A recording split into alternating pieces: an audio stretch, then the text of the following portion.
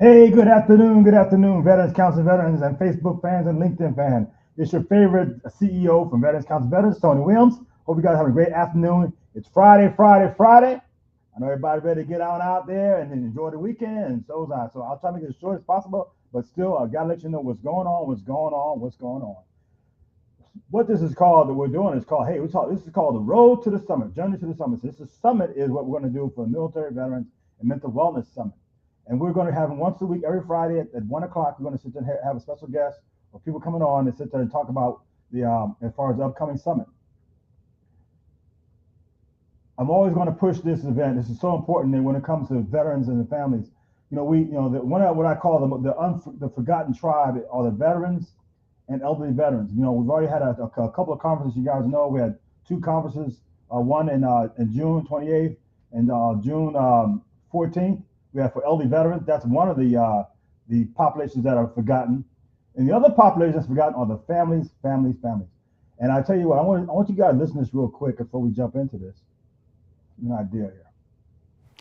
I got off the bus from my second deployment, saw my wife from about 75 yards away. We looked at each other, did a head nod, put our eyes down, and slowly started walking towards each other. We knew something was different. It wasn't the run up to each other and jump on each other and hug each other. It was, oh crap, something's different. You could tell in the eyes. We struggled, and we ended up having to get a divorce. We got a divorce because she didn't think I'd ever get better. I wouldn't return back to that person who I was. I wasn't the same person that she married.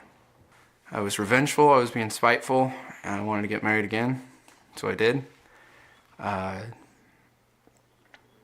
did get better. I got my service animal, I was more social, and it created a problem because I was still changing, I was still dealing with reintegrating into society. I shouldn't have gotten married, but I did because I thought that's what I needed. I needed something to hold on to. Ended up getting a divorce from her as well, so because of the PTSD, I went through 2 divorces.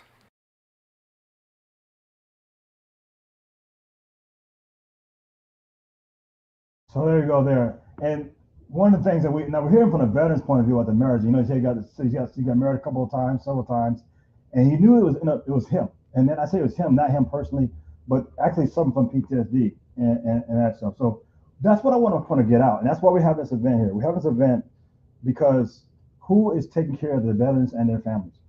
Who's out there as we have a lot of support for the veterans and support for military spouses, but who's out there for the family of veterans? And I tell you, you'll hear from another video that there are over 1 million dependents out there, family members out there who are veterans. And if that veteran has PTSD or depression, whatever, it transfers to them and becomes generational.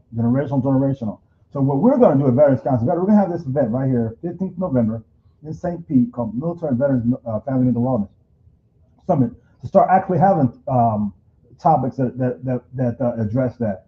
And what I wanted to do for this podcast, do every week, we'll sit there and we'll bring on guests, the people who actually want to be participants in the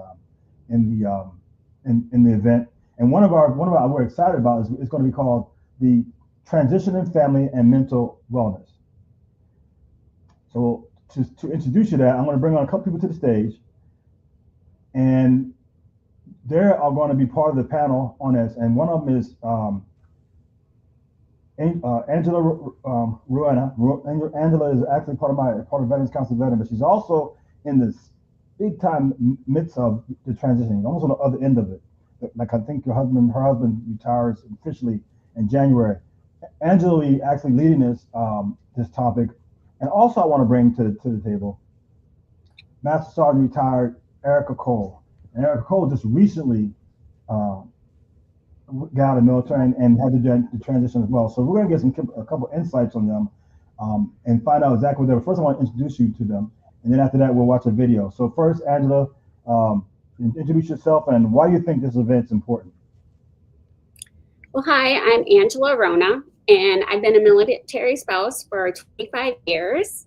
In those 25 years, we've moved 10 times, and my husband has done 7 deployments, and we have 3 children aged 27, 24, and 19. I do believe that this is an important issue, and this summit's going to be great because the military does a really good job of preparing you when you enter the service and during service, but I feel that they lack the support when families transition out of it.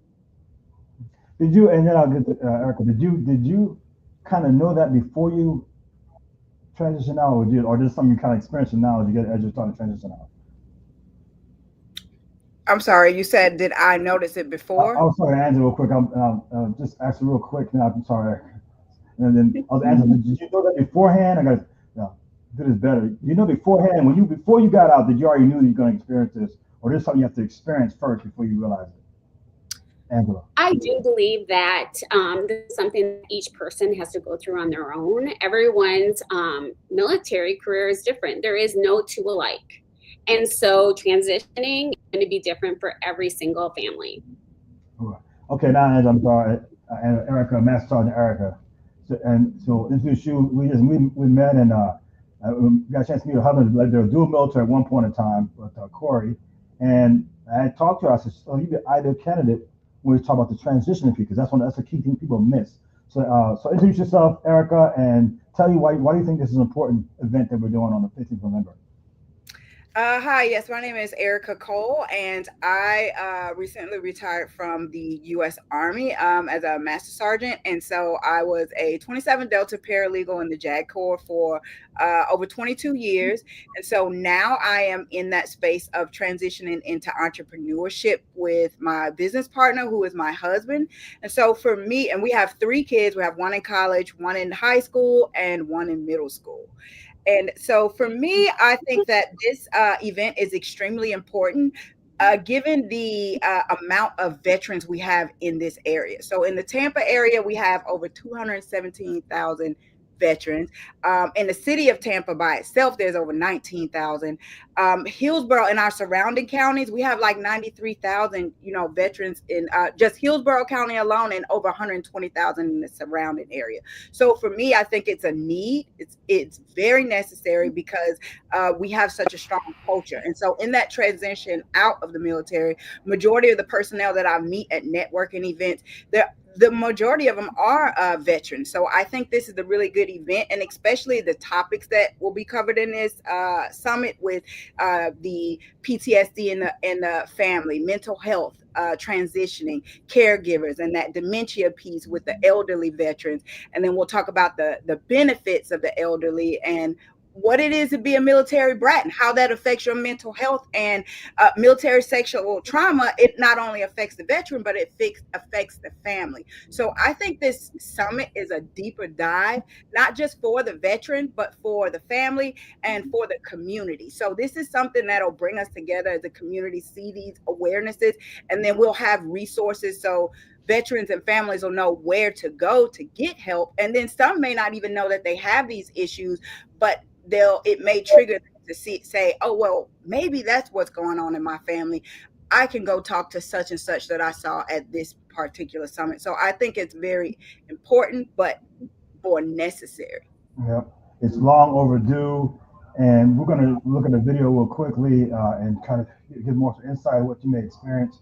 It's long overdue. And again, it's like when you're in the military, everything is counted, including your pet bird, right, for dependency. But when you get out of the military, everything goes away except for the veteran and maybe the spouse or dependents.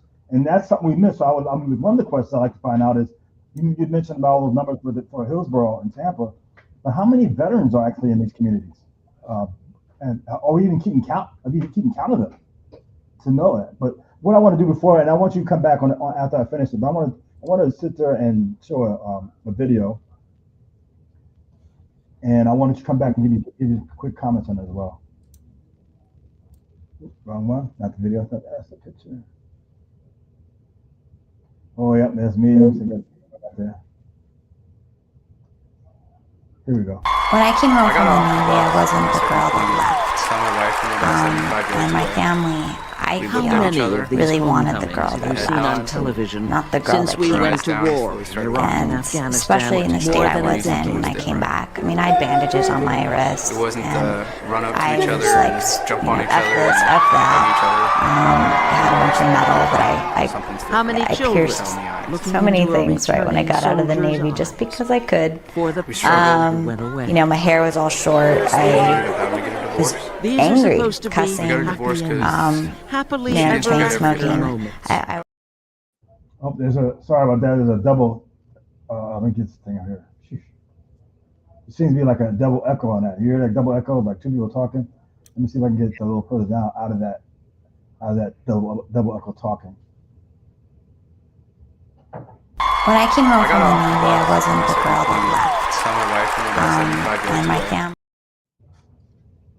When I came home I from got the off Navy, I wasn't the girl that left. saw my wife from about 75 years And my ago. family, I We How looked at many each other. of these really wanted the girl homecomings have that you seen left. on television Not the girl since that we came. went Eyes to down, war slowly in started Iraq and And Afghanistan? especially in the state more I than was in anything. when I came back. I mean, I had bandages on my wrist. It wasn't and run up to I each was other, like, jump you on know, each F other, this, and F hug that. each other. I had a bunch of metal that Something's How many I children pierced looking so many into a things right when I got out of the returning Navy soldier's just eyes? because I could. For the We struggled. went away. You know, my hair was all short. We ended I up having to get a was divorce. These are angry, supposed to be cussing, We got a happy divorce because endings. Happily you know, ever chain after smoking. moments. I I wasn't wouldn't return a back to that often person who really I was. friendly I wasn't the same person that she person married. to Before be his around. deployment, I was he was revengeful, always I was being kind of the spiteful. fun parent. I And wanted to so get that was, I married think, a again. little scary 15-year-old for my Abigail parents. Barton lives in Newburgh, Indiana. I'd say that our Her relationship father has is never a been veteran the of the same. Iraq I got my War. service animal. But it's I getting just better, and figured mostly he it's Okay, well that didn't go too well. Yeah. So what I was trying to, I think I got the let me see if I can find it myself here online here. No. But I didn't go too well. In that video, and unfortunately I couldn't adjust this just later on. I apologize. The family talked about, one of the daughters talked about having depression because of her dad kept coming out. She blamed the military, and the brother, he actually talked about dying by suicide. Have you guys have you seen that especially being in the military all the time, Erica? Have you seen that kind of feedback from family members? Yes, I would say I've seen that type of feedback a lot. So one of my job positions in the military was being a victim advocate. And then also, so we did, and then also in the family space, a advocate as well, a mental health advocate. So we saw that a lot. And then I deployed, and coming back off deployment, it was something that I personally experienced as well with military dependence with the spouse, and also with my kids. It was something that was not necessarily addressed.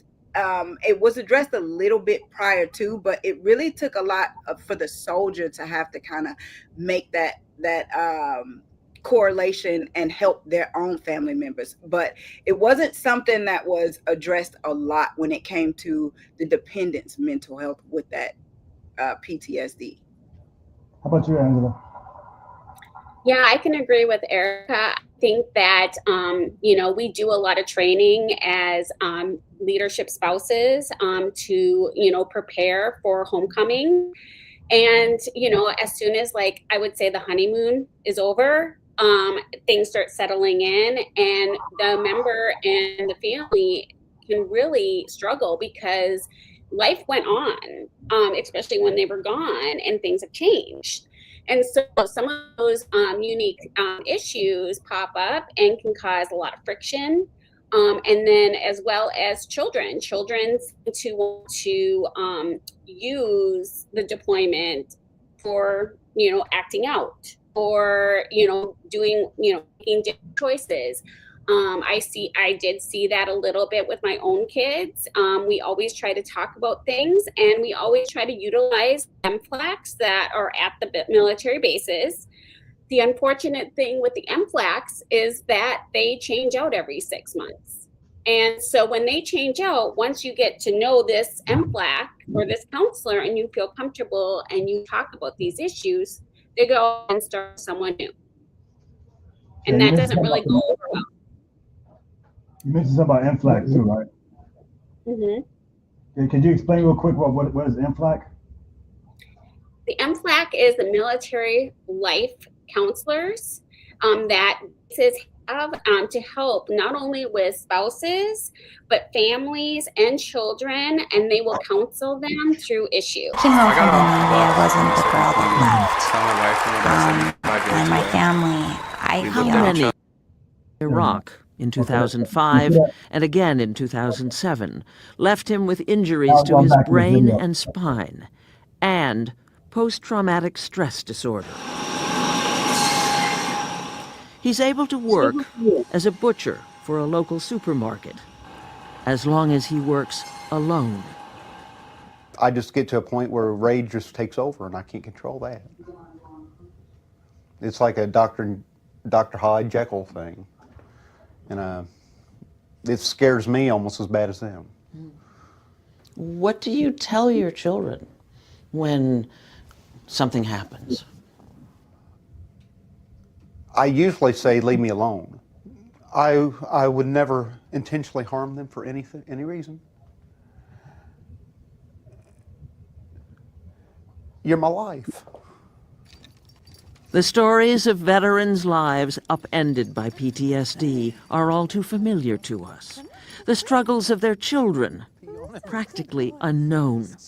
I would get so angry. I would just think, this is what Iraq did to my father. I'd start blaming it on America's military. I would be like, you guys stole my father. And yeah, I developed depression over the time and a lot of anxiety, but... Did your school understand? No. All of my, I guess, depression and anxiety help, it's come from other places. I mean, through our family doctor. Abigail Barton's brother Alex is 18 and uncomfortable speaking on camera. A year ago, he attempted suicide and spent 4 days on life support. What's it been like for Alex? Devastating to see the changes in his dad and to feel helpless. Wendy Barton is Alex and Abigail's mother. I don't think that America is intentionally neglecting these kids by any means, but I think that they need to wake up because this is a real problem, and it is certainly not just my children that are suffering. It's estimated that as many as 5 million kids have had a parent or sibling serve in Iraq or Afghanistan since 9/11. The vast majority of the kids and families, even with a lot of deployments and a lot of moves, about 70% or more, depending on the issue that you look at, are doing fine. But, says Ron Avi Astor, professor of social work at the University of Southern California, the other 30%, up to 1.5 million kids, are not doing fine. He studied 30,000 high school students in 8 California school districts. Particularly troubling, Astor found 1 out of 4 military kids is likely to consider suicide, significantly more than non-military kids. What exactly does the Veterans Administration do for the children of and siblings of people who've come back from the war? Not much. Not much. The VA spent almost $500 million on PTSD treatment for veterans of the Iraq and Afghanistan wars last year. But their family members, a VA spokeswoman informed us by email, may receive counseling if determined to be essential to the effective treatment and readjustment of the veteran. In other words, veterans' kids who have psychological issues are largely on their own, if they get help at all. Do you walk out the door and put on an act, the normal act? Every day. It's like putting on a shirt now. It's incredibly easy. You just walk outside, put on a smile. My mom had asked me not to talk about the things that were happening with my father. In fact, if my mom mentioned the word Vietnam, it was with a whisper. So we got a kind of glimpse of kind of what the veterans go through and the families and stuff. And you heard about the daughter and the son, and how much very little that the VA actually does. Now we're going to have the VA as part of our topics and stuff, but you had mentioned Ericca and Angela as well, that there is a need, right? There's a need out there that we got to fill, and if we don't fill it, it becomes generational, right? Generational trauma. We don't fix that because and one thing that she mentioned I thought was very important is that did the school recognize that? And that's important because if the school addresses it wrong, then that child could be re-traumatized. What are your thoughts on that? I would say that is, it takes a holistic approach, and it takes that veteran and the family to make sure the school is involved. So I can talk from personal experience. When I deployed to Iraq, I was gone for 15 months. So, and then I came back from that deployment at Fort Stewart. They did have like a brief program that I thought was pretty good, where the PTSD was a known issue. So they brought in family members and they kind of talked about what PTSD is. Here are the signs. So your soldier may not know they have PTSD, but if you see these signs, here's some things that you need to understand. It's not your fault. You know, they may have seen some things. They may not be ready to talk about it. There could be anger. There could be these things, but don't take that as if it's your fault. And if you need help, then you can reach out to get counseling. So they brought in that aspect. And so that was the first time that I heard it. And so I thought, okay, PTSD, that's a me thing. I deploy, I got to figure it out. I got to deal with this. But they had it to where you understood it was a family thing. And so for me, I had to bring in my support system who supported me throughout the whole 15 months. That would be my parents, my sisters, my everything. They were my everything. My husband. And then also the kids and the counselors and the school system. So that school system knew I was deploying before I deployed. They knew I would be gone for 15 months, and their counselors were aware. So we had it set up where they would come in and have the counselor would just check on them monthly to make sure that nothing was going on. And then you had your support system that kind of checked on them as well and made sure nothing was going on. And then now we kind of transition out of military war PTSD. Okay, Ericca. So I don't want you to give the whole. I want them guys to come to this conference or this summit. Don't hear it all here on the thing, but I appreciate what you're saying. Okay, yes. You try not to get the whole meal. Well, I got to show up. I already saw what's going on. Thanks, Ericca. but we appreciate that. And one thing I do want to say, and we'll close, Ericca, is that in that what you said, they were more focused on the veteran or the military person than the family. You talk about the support system. The family supports, they need support too. Yes. And so as they said, we always say, oh, the veteran, no, but what about me? But that's what we want to discuss at this summer as well. So we got a couple minutes left, and Angela, real quick, just what was your quick thoughts? You got 2 minutes about what you thought about that video that you thought that may have stood out. Sure. Yeah, I think that that video is really it resonates definitely with me. I do feel that military children have so many unique stressors that non-military children actually have and go through when they are, I feel like, serving as well alongside as the family. When we talk about counseling and stuff, we're trying to incorporate that more with our command spouses to reach out to their squadrons and units, to really engage with the children and engage with the schools. It's really easy for military schools to talk about PTSD and separation from a parent. But when your child goes to a public school and there is millions of kids there that do not have military parents, it's not as discussed. So it's really important that we, as parents, military spouses, talk to our kids and talk to our schools counselors and teachers. And our veteran spouses. We're going to start a trend here that I know we got Milspouse, we're going to start vet spouse, because they're the ones, after the support is gone from the military, then they got to deal with themselves. And that's what we want to bring out to the summit. So I appreciate you guys. All you guys been listening. Of course, as we play, I have to edit out some stuff. We played on